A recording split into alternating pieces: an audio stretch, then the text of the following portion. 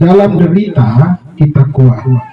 Dan tema mingguan kita adalah dalam derita pandang Yesus, jauhi kekerasan. Bapak yang diberkati Tuhan, selamat sore dan shalom. Ya, baiklah, mari kita arahkan seluruh kehidupan kita kepada Tuhan. Dan ibadah kita di sore hari ini boleh mulai. Untuk itu saya persilakan Bapak Sekretaris 1 yang memimpin ibadah saat ini. Kepada Bapak saya persilakan. Bapak-bapak dan Ibu persekutuan wadah laki-laki sektor Zaitun yang diberkati Tuhan, kita akan membaca dan mendengarkan sedikit pemberitaan firman Tuhan yang terambil dari kitab Perjanjian Baru. Kitab Perjanjian Baru yaitu Kolose 3 ayat yang ke-18 dan berakhir pada ayat yang ke-25, yang diberi judul oleh Lembaga Alkitab Indonesia, hubungan antara anggota rumah tangga. Hai istri-istri, tunduklah kepada suamimu sebagaimana seharusnya di dalam Tuhan. Hai suami-suami, kasihilah istrimu dan janganlah berlaku kasar terhadap dia. Hai anak-anak, taatilah orang tuamu dalam segala hal, karena itulah yang indah di hadapan Tuhan. Hai bapak-bapak, janganlah sakiti hati anakmu, supaya jangan tawar hatinya. Hai hamba-hamba, taatilah Tuhanmu yang di dunia ini di dalam segala hal. Jangan hanya di dalam mereka, di hadapan mereka saja untuk menyenangkan mereka, melainkan dengan tulus hati karena takut akan Tuhan. Apapun juga yang kamu perbuatlah dengan segenap hatimu, seperti untuk Tuhan dan bukan untuk manusia. Kamu tahu bahwa dari Tuhanlah kamu akan menerima bagian yang ditentukan bagimu sebagai upah. Kristus adalah Tuhan dan kamu hambanya. Barang siapa berbuat kesalahan, ia akan menanggung kesalahannya itu, karena Tuhan tidak memandang orang. Demikianlah firman Tuhan yang berbahagia bagi kita sekalian yang hari ini mendengarkan firman kebenaran dan boleh mempraktikkannya hari lepas hari.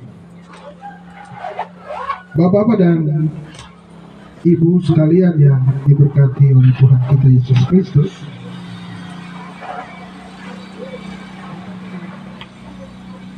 tema bulanan kita di bulan ini, bulan Maret, masa-masa kesengsaraan kita adalah dalam derita kita kuat. Dan tema mingguan kita adalah dalam derita pandang Yesus, jauhi kekerasan. Ibu dan Bapak sekalian yang diberkati oleh Tuhan kita Yesus Kristus, kekerasan dan penderitaan adalah dua sisi mata uang yang seringkali sulit dipisahkan dalam hubungan dengan sesama kita, baik dalam jemaat, persekutuan wadah laki-laki maupun kehidupan keluarga kita hari lepas hari. Menurut Kamus Besar Bahasa Indonesia, kekerasan didefinisikan sebagai perbuatan seseorang atau individu terhadap orang lain yang menyebabkan cedera atau kerusakan barang atau matinya orang lain, atau menyebabkan kerusakan fisik bagi orang lain. Hal ini diartikan oleh beberapa kelompok bahwa kekerasan adalah tindakan sadar dari seseorang dan sengaja dilakukan tanpa belas kasihan terhadap orang lain, atau sebuah tindakan yang menjerumuskan atau pembiaran terhadap sebuah kekerasan, baik individu atau kelompok kepada orang lain, dengan tujuan yang jelas, yaitu mengakibatkan seseorang dan atau kelompok mengalami cedera fisik maupun psikologi. Bapak dan Ibu sekalian yang kita kasihi dalam Tuhan kita Yesus Kristus, kekerasan dapat dilihat dari dua hal. Yang pertama adalah kekerasan fisik atau tindakan langsung kepada orang lain dan atau ucapan yang disampaikan secara langsung kepada orang lain.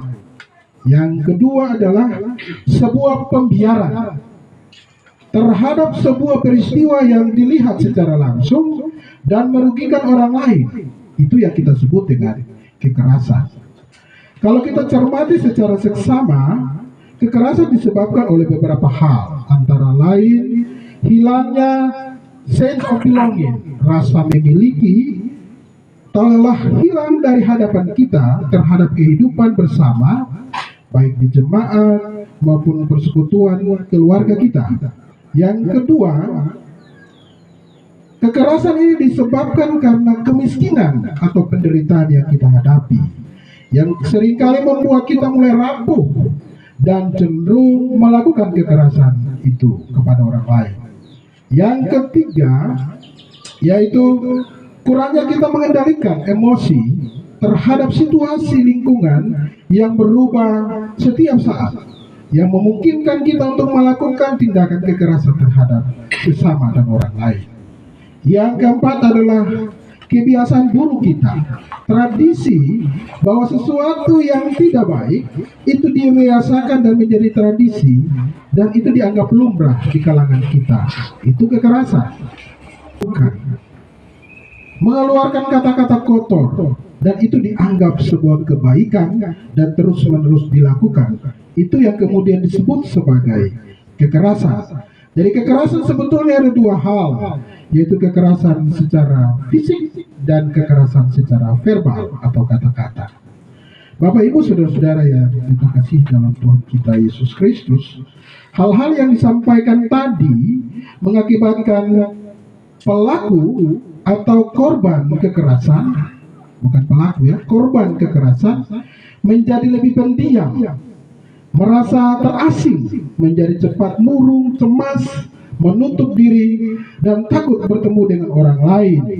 Kita sebut dengan traumatik kehidupan bersama dengan orang lain. Bapak-bapak yang diberkati Tuhan Yesus Kristus, bagaimana kemudian Alkitab memaknai hal ini? Hari ini kita dihibur oleh surat Paulus kepada jemaat di Kolose, yaitu Kolose 3 ayat 18 sampai dengan 24, yang diberi topik oleh Lembaga Alkitab Indonesia adalah hubungan antara anggota-anggota rumah tangga. Ini merupakan sebuah kegelisahan Rasul Paulus sebagai hamba Allah kepada jemaat di Kolose, sebagai jemaat kecil yang baru saja bertumbuh. Kegelisahan Rasul Paulus ini menekankan bahwa pentingnya hubungan rumah tangga Kristen sebagai bagian dari keutuhan jemaat itu sendiri. Rasul Paulus menyadari sungguh bahwa kekuatan jemaat menghadapi penderitaan apapun harus dimulai dari bagaimana mengenal Kristus yang telah lebih dahulu menderita dan menang atas maut. Bapak sekalian yang diberkati oleh Tuhan kita Yesus Kristus, di dalam perikop bacaan kita di saat ini, Rasul Paulus menekankan bagaimana seharusnya rumah tangga Kristen dibentuk untuk saling hormat menghormati, kasih mengasihi, dengan tugas dan tanggung jawab yang sama dalam peran sebagai bapa, mama, suami maupun istri, dan orang tua terhadap anak. Bahwa kekerasan itu bisa saja terjadi kapan saja dan di mana saja, dan oleh kita kepada istri dan anak-anak kita. Hal ini menyebabkan beragam kejadian yang akan terjadi atau dampak yang buruk yang diterima oleh korban, kemudian menimbulkan dampak yang membekas dan buruk terhadap istri kita, anak kita, dan orang-orang di sekitar kita. Dan lebih parahnya lagi, kita sering abai dan membiarkan berlarut-larut dan tidak mau menyelesaikannya, sehingga mengarah pada kerusakan permanen dan akut terhadap perilaku menyimpang istri kita, anak-anak kita. Mereka mulai lebih pendiam, menjadi cepat murung, menjadi cemas, menutup diri dengan lingkungan, takut bertemu dan berinteraksi dengan orang lain, atau kita sebut dengan traumatik bersentuhan dengan orang lain. Dan masih banyak dampak buruk yang bisa saja timbul, dan hal ini sudah barang tentu berimplikasi kepada hubungan mereka dengan lingkungan dan dunia mereka, seperti di tempat kerja, sekolah pergaulan bersama komunitas, ibu-ibu, sesama teman bermain, anak-anak di sekolah, dan di dalam wadah-wadah pelayanan, unit, maupun pelayanan sektor Zaitun saat ini. Mengutip apa yang disampaikan Rasul Paulus dalam surat kepada jemaat di Kolose 3 ayat 23 berbunyi demikian. Apapun juga yang kamu perbuatlah dengan segenap hatimu seperti untuk Tuhan, bukan untuk manusia. Sebagaimana Yesus dalam masa-masa kesengsaraan, dia rela menderita menggantikan hukuman atas saudara dan saya. Mari, saudara semua, kita maknai kesengsaraan Tuhan Yesus sebagai peringatan keras kepada kita untuk hidup dalam kasih, baik dalam rumah tangga kita, dalam persekutuan kita, dan menjadi pelopor, penghapus kekerasan dalam rumah tangga, agar rumah tangga kita menjadi rumah tangga Kristen yang penuh dengan kasih dan sukacita, sehingga menjadi saluran berkat bagi orang lain demi hormat dan kemurahan Tuhan Yesus Kristus. Amin.